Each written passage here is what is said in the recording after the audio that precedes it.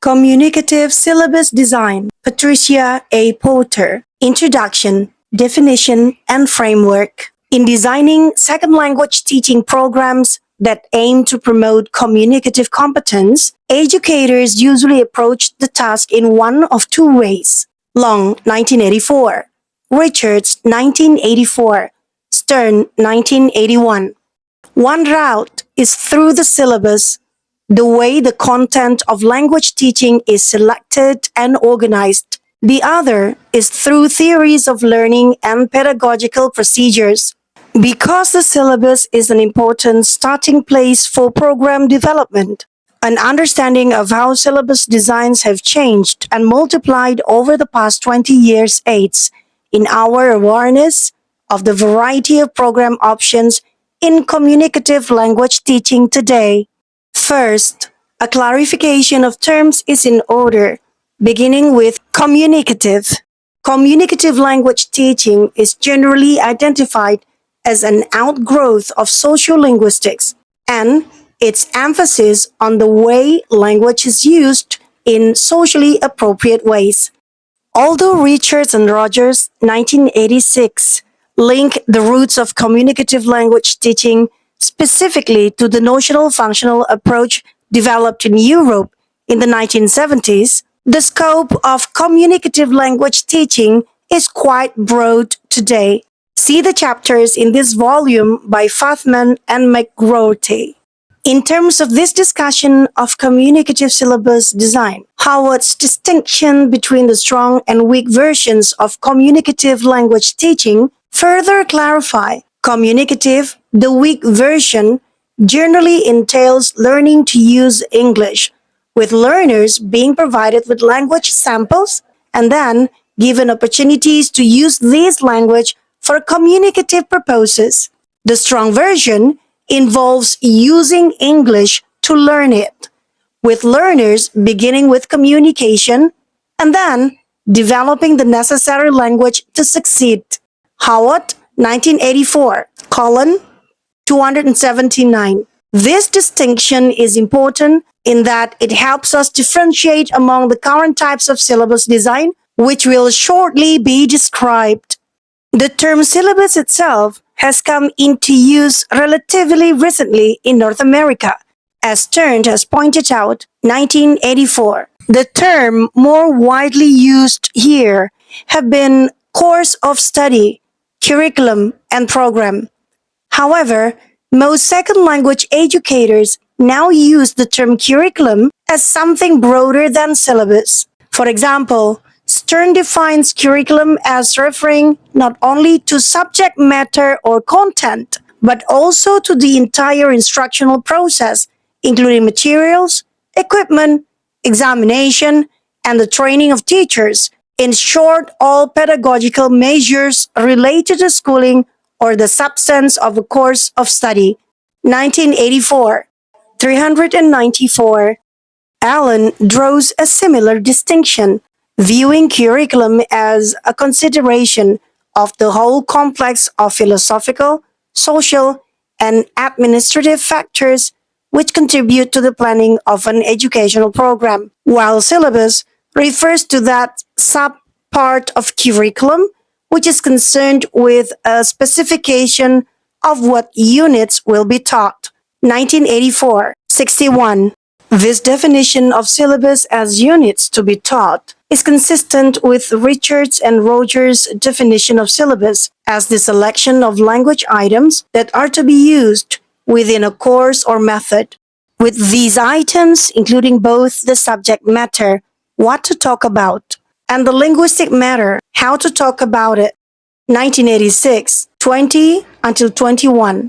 In their view, syllabus is a part of design, one of the three major components of methodology, the others being approach, the theories about the nature of language, and language learning that serve as sources of practices and principles in language teaching, and procedure, the actual techniques, practices, and behaviors that are observable in the classroom. Besides the syllabus, the other features of design are the objectives of instruction, the learning and the teaching activities, and the roles of learners, teachers, and instructional materials. What differentiates methods from each other at the syllabus level, according to Richard and Rogers, is what is chosen as the relevant subject matter and language to be presented, and what principles are used in the sequencing of that content. For example, an ESP course or a junior high school sheltered English mathematics course would be more subject matter focused than linguistically focused, while a structurally based method, such as the audiolingual method, would be more linguistically focused. Page 2, third paragraph. Most language teaching professionals have definitions of syllabus consistent with this one. For example, Wilkins defines syllabuses as specifications of the content of language teaching which have been submitted to some degree of structuring or ordering with the aim of making teaching and learning a more effective process. 1981-83. Johnson offers this definition. A syllabus is in general terms a list of items we wish to teach. 1981. 2. McKay, 1980, also emphasizes that the syllabus focuses on what is to be learned and in what order. However, she sees method as separate from syllabus and focusing on how a language is learned, rather than viewing method as an overarching construct as do Richards and Rogers. While some definitions imply that syllabus content is a list of linguistic units, others are less specific about the meaning of content. A further complication with syllabus definition is that, as pointed out by Stern, 1984, the term syllabus varies from a narrow conception in which methodology is expressly eliminated. Example given, McKay, 1980, Widdowson, 1984, to a much broader use in which syllabus encompasses content, objectives, learning experiences, and evaluation procedures, design, and procedure. In Richards and Rogers' view, example given, Candlin, 1984. As used here, syllabus will be defined in the narrower sense, that is of content, sequence, and rationale only. As a framework for communicative syllabus design, I propose an initial division into those types which are based on language content and those which are based on something other than language content. See Figure 1. Within the language content types, I follow Richards and Rogers' distinction between linguistic-based syllabuses and subject matter syllabuses, where content is topical, rather than based on some linguistic units of analysis. The three types of linguistic-based syllabuses are structural, notional or functional, and combination syllabuses. The two major types of non-language-based syllabuses are process syllabuses and task-based syllabuses. This overall distinction into two types is consistent with Breen's recent divisions of syllabuses between propositional plans as opposed to process plans. 1987. This figure and the following discussion further parallels the historical development of syllabus types, with the language-based on the left being the older and the non-language-based the more recent developments. Just how these types are related to the weak and the strong view of communicative language teaching and how they mesh with Richards and Rogers' distinction between the a priori syllabus and the a posteriori syllabus will be considered in the following description and discussion of these various syllabus types. Page 132, Figure 1. Syllabus types can be divided into two, language-based and non-language-based. Language-based divided into two, linguistically based and subject matter-based. Linguistically based can be divided into three categories. 1. Structural. 2. Notional or functional. 3. Combination. Subject matter-based, content-based. Non-language based can be categorized into two: process and task-based. Language-based syllabuses. The two types of language-based syllabuses are those that are based on analysis of language as linguistic units. Example given: the structural, the notional or functional, or a combination of these and those that are based on content or subject matter. Both types are a priori syllabuses in Richards and Rogers' distinction 1982 because units of language are pre-selected and ordered as a basis for what is given to the students. For the most part, the first type, those based on linguistic units, tend to be more closely associated with the weak version of communicative language teaching. Students are given the units to be practiced and then are put in some communicative situation to use and manipulate those units. The content-based syllabus tends to be more closely linked to the strong version of communicative language teaching. Students immediately perceive language as meaningful. The focus is on the content and not on the units. Linguistic-based syllabuses. Structural syllabus. The structural or grammatical syllabus is the one perhaps most familiar to practitioners in the field today, and a number of articles have described and critiqued it. Example given: Bird, 1983, McKay, 1980, Swan, 1981, Waldman, 1980, Widdowson and Brumfitt, 1981, Wilkins, 1972. With roots in the analysis of classical languages, the structural syllabuses in use since the end of World War II were largely influenced by the descriptive analysis of structural linguists such as Fries, 1945, and Lado, 1964. And those represented a view of language as a formal collection of subsystems of phonology, morphology, syntax, and lexis. The structural syllabus is typically a listing of grammatical patterns or features, often with related appropriate vocabulary. For example, Book 1 of Side by Side, Malinsky and Bliss, 1989, lists linguistics units such as these, with each lesson featuring one or more units.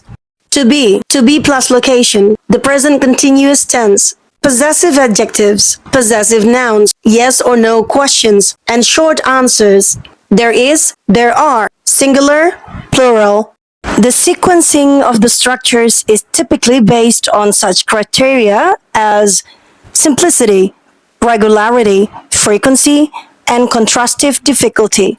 Language teaching materials based on the structural syllabus are still used widely today. Example given: Malinsky and Bliss, 1989, O'Neill, Anger and Davy, 1981, Yorke et al., 1984. The continued popularity of the structural syllabus is based on its economy, according to Widdowson and Brumfitt, 1981. A limited set of rules can lead to a very large amount of operational skill. In addition, a structural syllabus has the practical advantage that linguists and teachers are familiar with it, and there is a great deal of information available, including textbooks and linguistic research on errors. A relatively recent conception of how the syntactic system of the language can fit into the syllabus is described by Brumfitt, 1983. He takes a broader view of syllabus design than that of simply content and sequence, stating that the syllabus must specify a starting point and the ultimate goals of instruction, as well as a sequence of events for arriving at those goals. Additionally, the criteria for sequencing are to be based on a theory of language acquisition, as well as on administrative needs or other variables of the educational setting. He suggests a syllabus with two components. What can be systematized serves as the basis for syllabus development, and what cannot be systematized serves as a spiral around this core. 1980. For the core, he suggests the syntactic system of the language in that it is generative and therefore economical. A communicative syllabus design. Patricia A Porter, Part 3, page 134, or sheet number 6, notional or functional syllabus. A second type of language-based syllabus, which is based on linguistic units, here termed the notional or functional, is equally familiar. The relevant analysis of language with this syllabus is semantic rather than structural, based on the emerging social-linguistic view in the early 1970s that language is in fact a means of communication. The focus shifted from the formal nature of language to the way this language system is used in socially appropriate ways in differing situations, and from a concern with linguistic competence to a concern with communicative competence. Example given, Himes 1972, that is, a concern for what learners need to be able to do with language. Example given, ask for directions, give opinions, write memoranda. The notional or functional syllabus has its basis in the work of Wilkins 1972, 1976, and Van Eck and Alexander 1980A, 1980B for the Council of Europe in developing a syllabus for adult foreign or second language education. In its original conception, the syllabus has two notional categories. 1. Semantical grammatical categories: time, quantity, space, matter, case, deixis. And number 2, communicative functions: modality, moral evaluation, suasion, argument, rational inquiry and exposition, personal emotions, emotional relations, and interpersonal relations. Wilkins, 1972. Each of the functional categories has specific utterance function. For example, suasion includes persuading, suggesting, advising, recommending, begging, and urging. Personal emotions includes expressing pleasure, expressing hope, expressing displeasure, expressing dissatisfaction.